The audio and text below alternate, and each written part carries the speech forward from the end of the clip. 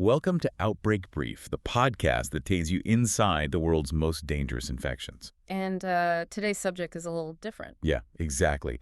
Because today we're looking at an invisible assassin. It's this ancient organism that, doesn't even need to jump from person to person to cause a catastrophe. Right. It just waits in the soil, the dust, the dirt. Yeah, just waiting for a single microscopic breach in your skin. Yeah. So I want you to imagine a minor, easily forgotten injury. You are doing some yard work, maybe clearing out some old brush behind the shed, and you step on a rusty nail. Right. And it hurts for a second. Yeah. But you pull it out, you wash the bottom of your foot, throw a bandage on it, and, well, you just move on with your day. Exactly. Or, and this is far more tragic, imagine a newborn baby taking its first breaths. But this is in a remote, resource-poor setting where the umbilical cord is cut with, a non-sterile blade. Yeah, that happens a lot, actually. And for a few days, nothing seems wrong at all. The wound might even look like it's healing perfectly fine. But deep inside that wound, down in the crushed, oxygen-deprived tissue, these dormant spores are awakening, Right. and they begin manufacturing a neurotoxin. And this toxin is so incredibly potent that it travels up the nerves and completely hijacks the central nervous system. Which is terrifying. It is. It causes the jaw to lock shut. It forces the spine to arch backward in these massive, literally bone-crushing spasms. And the most horrifying part of all of this, the victim remains completely horrifyingly awake through the entire ordeal. Wow.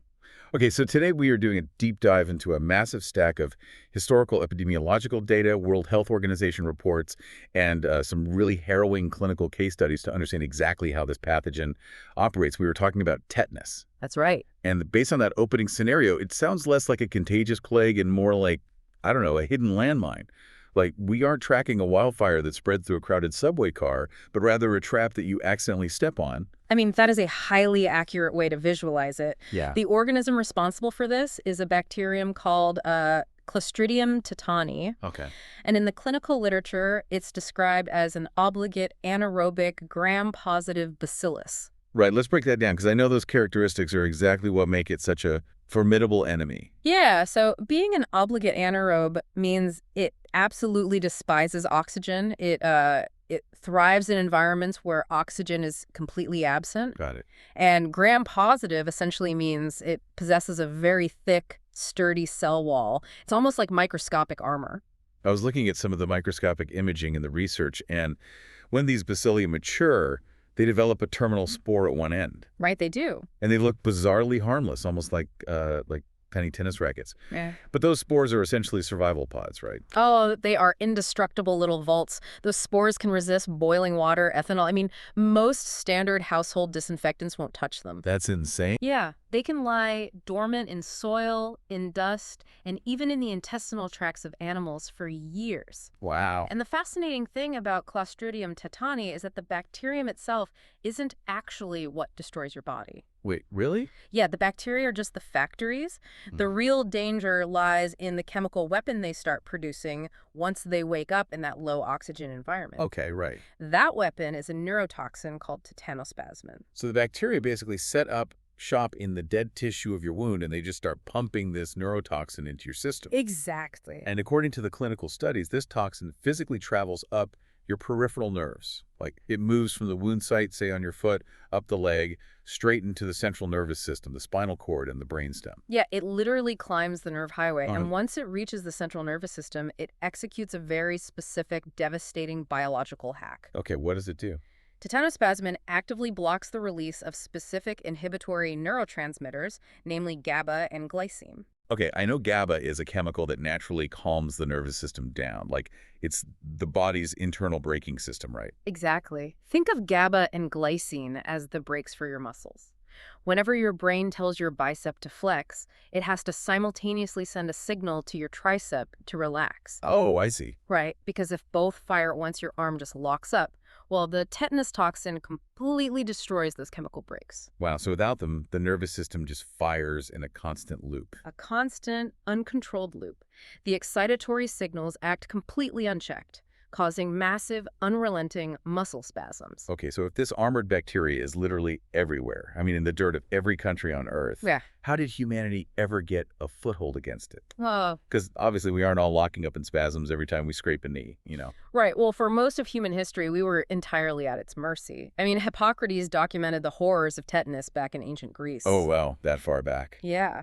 But the entire narrative changed in 1924 with the creation of the tetanus toxoid vaccine. 1924. Okay. And this was a monumental turning point, particularly leading into World War II. Right, trench warfare. Exactly. Yeah. During previous global conflicts, soldiers in muddy, manure-filled trenches suffered horrific casualties from tetanus. Because of the shrapnel. Yes, shrapnel creates deep, jagged, oxygen-starved wounds, which is the ultimate anaerobic playground. Ah, so it's a perfect storm. Exactly. But by aggressively deploying this new vaccine to troops during World War II, we essentially neutralized an environmental threat that had plagued armies for centuries. That historical data is wild, but, looking at the modern numbers, they are just as striking, particularly when you look at the impact on infants. Yeah, the neonatal data is staggering. The World Health Organization data shows that in 1988, neonatal tetanus, which strikes newborns in their first month of life, killed an estimated 787,000 babies. Just an unimaginable tragedy. But then by 2018, that number had plummeted to around 25,000. I mean, that is a 97% reduction in 30 years. Oh. Was that purely a victory of getting vaccines to pregnant mothers, or did something else change? It was a dual approach, really. Scaling up the immunization of pregnant women was crucial, of course, because the mother passes temporary passive immunity down to the newborn. Okay, that makes sense. But the other half of that victory was a massive global push for clean delivery practices. Oh, like sterile instruments. Exactly. It meant educating birth attendants in remote regions to ensure that the instruments used to cut the umbilical cord were actually properly sterilized. Wow. And also ensuring that the cord stump wasn't dressed with contaminated materials like ash or mud, which was a common cultural practice in certain areas. It is incredibly humbling to realize that something as simple as a sterilized pair of scissors is a literal life-or-death technology. It really is. Which makes me want to dive deeper into how this environmental sniper actually gets past our defenses. We know it doesn't spread person to person, right? Yeah. Like you can't catch tetanus by coughing or sharing a drink. No, absolutely not. The breach is always broken skin combined with dead tissue. Okay, so the classic rusty nail. Right. We always think of the nail, but any puncture wound from a needle, a splinter, or barbed wire, they can all deliver the spores deep into the flesh. Oh, wow. Furthermore, patients with severe burns, frostbite, or crush injuries are highly susceptible. Wait, why crush injuries and burns? Because when tissue is crushed or burned, the blood vessels are destroyed. Wow. And without blood flow delivering fresh oxygen, that dead tissue becomes the perfect anaerobic environment for the spores to germinate. Okay, that makes so much sense. The case studies note that the incubation period, the time from when you get the injury to when the symptoms start, takes anywhere from 3 to 21 days, averaging about 8 days. Right. So the physical distance the toxin has to travel up the nerve highway actually dictates the timeline, doesn't it? It does. Like, if you step on a nail, it has to travel all the way up your leg to your spinal cord. But if the wound is on your face or neck, the trip is much shorter. Exactly. And the incubation period is a massive diagnostic clue. How so? Well, if a patient presents with symptoms less than 48 hours after an injury, it is a catastrophic sign. Really? Because it's so fast? Yes. A short incubation period is strongly associated with much more severe disease and a higher mortality rate.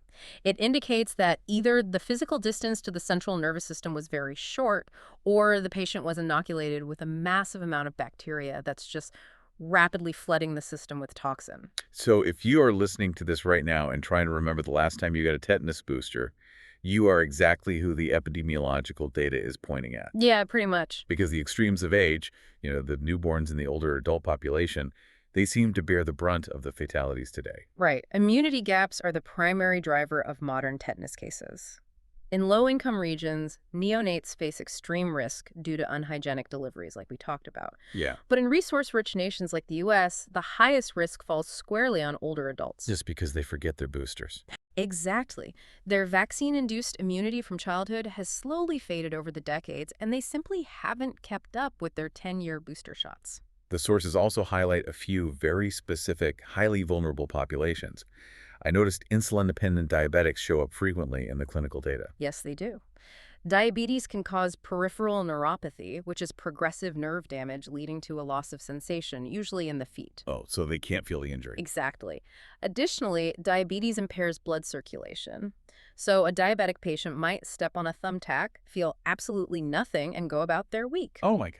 And that small puncture can develop into an oxygen-poor necrotic ulcer hidden in their shoe, which provides a perfect silent incubator for tetanus. That is terrifying. We also see high vulnerability in individuals who inject drugs where non-sterile needles and skin popping create deep tissue abscesses. So we have these highly vulnerable populations walking around with these potential anaerobic playgrounds on their bodies. When the toxin finally reaches their brainstem, what is their body actually experiencing? Yeah. Because the progression outlined in these medical journals is, I mean, it's the stuff of nightmares. The sensory reality of the disease is agonizing. Generalized tetanus typically starts in the jaw. It's a condition called trismus, which is widely known as lockjaw. Right. The masseter muscles, which are responsible for closing your jaw, they are incredibly strong relative to their size. Okay. So as the chemical brakes fail, these muscles cramp completely shut. From there, it spreads to the facial muscles, locking the face into this stiff, involuntary, and really painful grin known as rhizus sardonicus. A grin, that's so eerie. And from the face, it just descends into the core of the body, right? Yes. The back and leg muscles hyperextend in a condition called opisthetonus. Tetanus. Right. The muscles in the back are much stronger than the muscles in the abdomen, so when everything fires at once, the spine arches violently backward. Oh, wow. And the sheer force of these uncontrolled muscle contractions is so extreme that it can actually cause vertebrae to fracture. You are fully conscious while the force of your own muscles breaks your own bones. You feel everything. Your mind is completely intact. That's horrifying. Then there's dysphagia, or an inability to swallow, which means the patient can literally choke on their own saliva. Spasms in the vocal cords or the diaphragm can abruptly close off the airway, leading to asphyxiation. God. And then, as if the muscular torture wasn't enough, the autonomic nervous system begins to fail. Okay, the autonomic storm. I read that phrase in the case reports, and it sounded awful. What exactly is happening during that phase? So the autonomic nervous system controls the automatic functions keeping you alive. Yeah. Your heart rate, your blood pressure, your temperature. Yeah. When the toxin disrupts this system, the patient experiences wild, life-threatening swings. Blood pressure spikes dangerously high, followed by sudden, drastic drops. Like a roller coaster. Exactly. They experience profuse sweating and a racing, erratic heartbeat. Furthermore, the nervous system becomes intensely hyperexcitable. What does that mean for the patient in the room? It means the slightest external trigger, a sudden noise, a bright light being flicked on, or even just the light touch of a nurse adjusting a blanket. That can send the patient into a violent full-body spasm. It's like being trapped inside a malfunctioning spacesuit where the thrusters are firing randomly and violently, just tearing the suit apart. Yeah. And you are just trapped inside watching the monitors. How on earth do doctors treat a patient when they reach this absolute crisis state? It requires immediate admission to an intensive care unit. The room must be kept completely dark and silent to minimize those environmental triggers. Treatment is a multi-front war. The first immediate step is aggressive surgical wound debridement. Debridement, meaning they cut it away. Yes. Surgeons must physically cut away all the dead necrotic tissue where the bacteria are hiding, basically to destroy the factory. Then, heavy-duty antibiotics like metronidazole or penicillin are administered to kill any remaining bacteria. But destroying the factory only stops the production of new toxin. Yeah. Right? You still have the tetanus-spasmin neurotoxin currently circulating in the patient's blood. Exactly. To address the circulating toxin, doctors administer human tetanus immune globulin, or HTIG. HTIG, okay. These are concentrated antibodies derived from human plasma that actively seek out and neutralize the tetanus toxin in the bloodstream. I want to push back on that for a second, though, because the case studies are very clear that once the tetanus toxin binds to a nerve terminal, the binding is totally irreversible. It is. So if the damage is permanent, what good does the HTIG actually do? That is a really vital distinction. Think of the patient's nervous system as a massive hallway of locks, and the tetanus toxin as millions of keys covered in superglue. Okay, I like this analogy. Once one of those keys slides into a lock, it is stuck forever.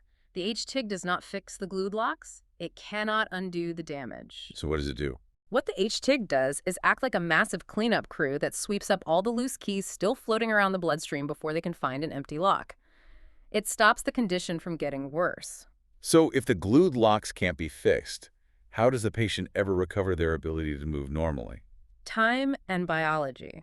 The patient literally has to grow brand new axon nerve terminals to replace the destroyed ones, which is a process that can take months. Months in the ICU. Yes. And while the medical team waits for the nerves to regenerate, they have to artificially manage the spasms just to keep the patient alive. Which explains the intense pharmaceutical interventions listed in the protocol. Right.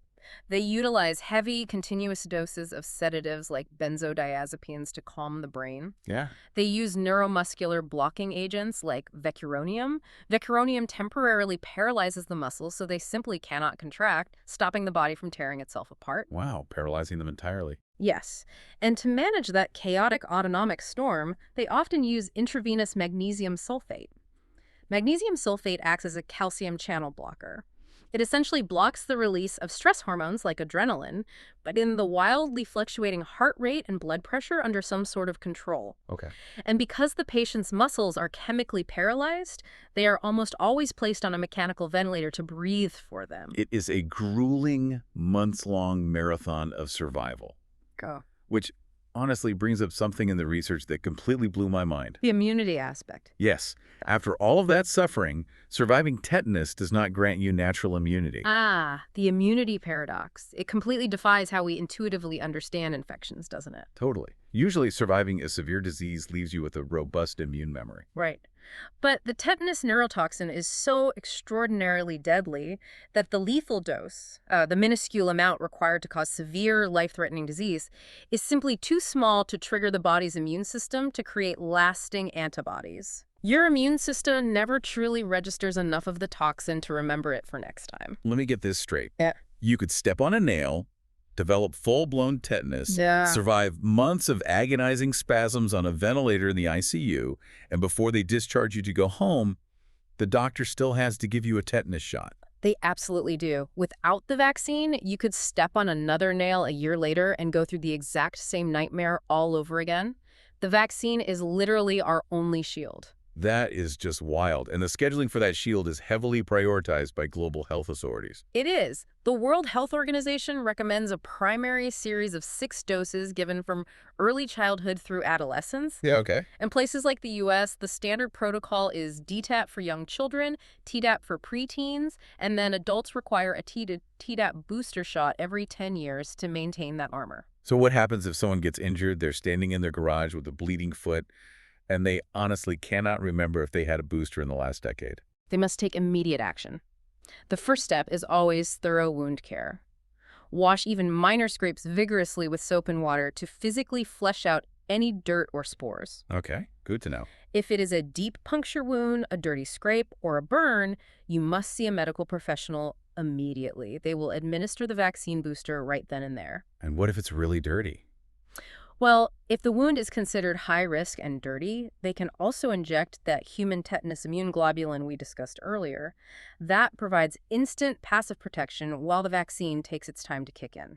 You know, on a broader public health level, the interventions we've launched have been incredibly focused. You mentioned the stunning drop in neonatal deaths earlier. Right. That success was driven by the Maternal and Neonatal Tetanus Elimination Initiative, which was launched in 1999 by UNICEF, the WHO, and the UN Population Fund.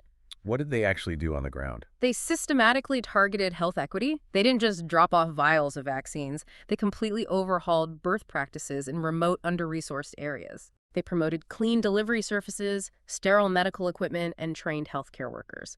It is a perfect example of how improving basic health infrastructure directly translates to hundreds of thousands of lives saved. So, looking at the global scoreboard today, where do we stand against this ancient organism? In nations that have maintained robust routine immunization programs for decades, the incidence of tetanus is incredibly low. Like the U.S.? Yeah, in the United States, the average is around 0.01 cases per 100,000 people.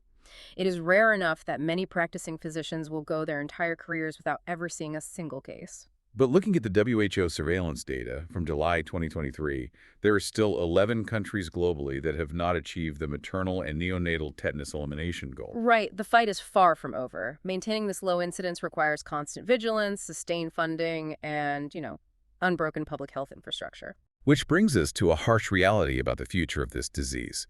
Because with viruses like smallpox, humanity hunted them down and wiped them off the face of the earth. Polio is close behind. But tetanus is playing by a completely different set of rules. We can never eradicate tetanus. Because the spores exist entirely independent of human hosts living happily in the soil and dust, it is a permanent feature of our environment. Wow. The greatest future risks lie in places where human infrastructure suddenly collapses. Like a natural disaster. Exactly. In the wake of natural disasters like earthquakes or tsunamis, or within conflict zones, wounds multiply rapidly. Oh, because of all the rubble and crush injuries. Yes. Basic hygiene plummets, clean water vanishes, and routine vaccination campaigns are heavily interrupted. That is exactly when Clostridium tetani strikes back with devastating efficiency. Tetanus isn't an enemy we can hunt down and destroy. It is a permanent, invisible feature of the planet we live on. We aren't conquering it. We are just wearing armor. And the moment we decide we're safe enough to stop polishing that armor, the spores are waiting right there in the dirt. Stay informed. Stay prepared. This has been Outbreak Brief.